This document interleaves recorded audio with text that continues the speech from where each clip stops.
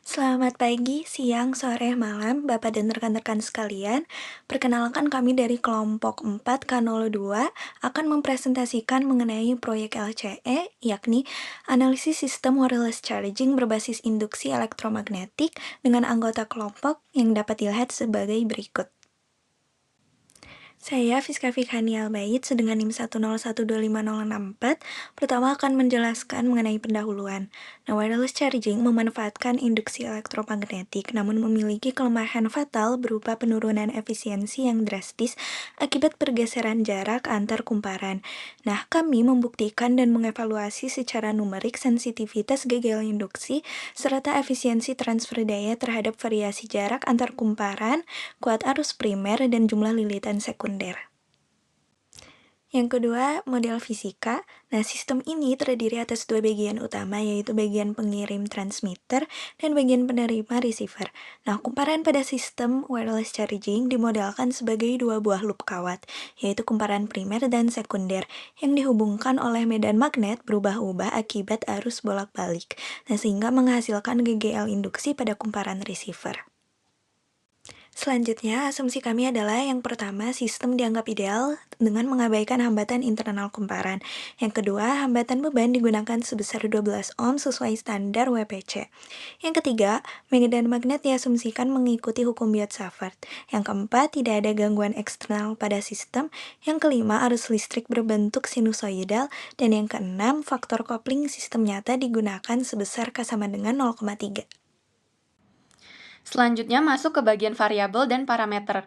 Variabel yang diamati adalah tegangan induksi, fluks magnetik, jarak, dan arus. Sedangkan parameter yang digunakan meliputi jumlah lilitan, medan magnet, luas kumparan, sudut, waktu, dan frekuensi sudut. Selanjutnya ada pula persamaan yang digunakan. Analisis ini menggunakan beberapa persamaan utama, yaitu hukum Faraday-Lenz untuk menghitung GGL induksi, persamaan flux magnetik yaitu flux sama dengan BA cos theta, persamaan medan magnet pada solenoida dan Biot-Savart, persamaan efisiensi transfer daya, serta persamaan daya keluaran. Persamaan-persamaan yang digunakan untuk melihat hubungan antara arus, jumlah lilitan, dan jarak terhadap kinerja sistem. Selanjutnya masuk ke bagian hasil analisis. Pada poin pertama, kami menganalisis pengaruh arus listrik terhadap tegangan induksi. Pada tabel pertama, terlihat bahwa ketika arus meningkat dari 0,5 ampere menjadi 3 ampere, medan magnet dan flux magnetik juga meningkat. Akibatnya, GGL induksi bertambah dari sekitar 5 mV menjadi 30 mV. Jadi dapat disimpulkan bahwa semakin besar arus pada transmitter, semakin besar pula tegangan induksi yang diterima oleh receiver. Pada poin kedua, kami menganalisis pengaruh jumlah lilitan terhadap GGL induksi. Pada tabel kedua, jumlah lilitan dinaikkan dari 50, 100, hingga 150 lilitan, dengan laju perubahan fluks yang tetap. Hasilnya, GGL induksi meningkat secara linier, dari 10 volt menjadi 30 volt. Hal ini menunjukkan bahwa semakin banyak jumlah lilitan, semakin besar pula GGL induksi yang dihasilkan. Pada poin ketiga, kami menganalisis pengaruh jarak terhadap efisiensi transfer daya. Pada tabel ketiga, terlihat bahwa ketika jarak transmitter dan receiver bertambah dari 1 mm menjadi 10 mm, medan magnet, flux magnetik, dan GGL induksi mengalami penurunan. Dampaknya, efisiensi transfer daya turun cukup signifikan, dari sekitar 93,7% menjadi 24,6%. Artinya, semakin jauh jarak antara transmitter dan receiver, semakin rendah pula efisiensi transfer daya yang diperoleh. Hasil perhitungan dan analisis nomor 3 adalah pengaruh jarak transmitter dan receiver terhadap efisiensi transfer daya. Di sini kami menggunakan parameter tetap seperti lilitan, jari-jari, arus, dan frekuensi yang nilainya kami cari sesuai standar KI QE wireless charging. Kami juga menggunakan variasi jarak sebesar 1 mm, 5 mm, dan 1 cm.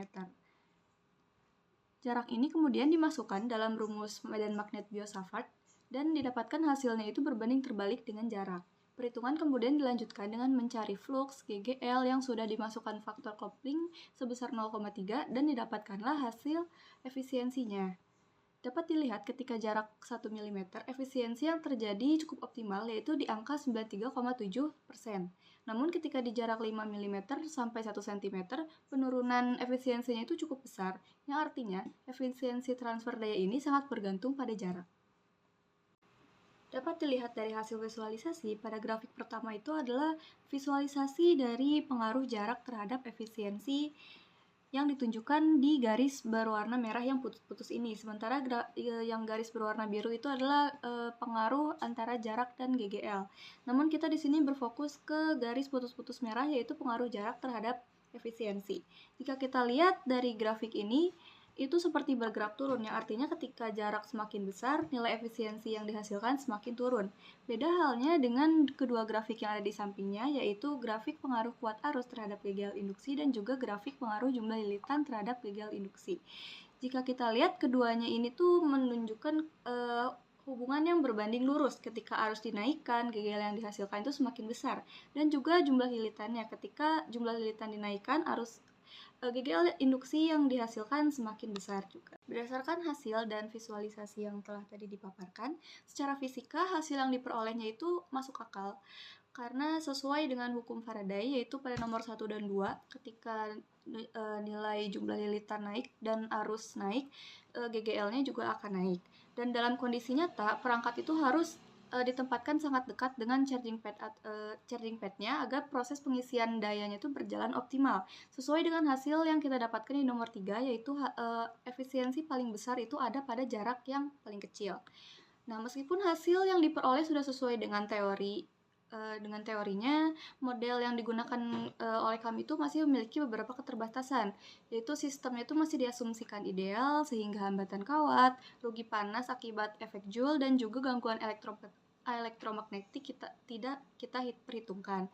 Dan juga posisi transmitter dan receivernya kita anggap sejajar. Untuk menyempurnakannya, kita memerlukan perbaikan model, juga penambahan analisis dan visualisasi yang disempurnakan.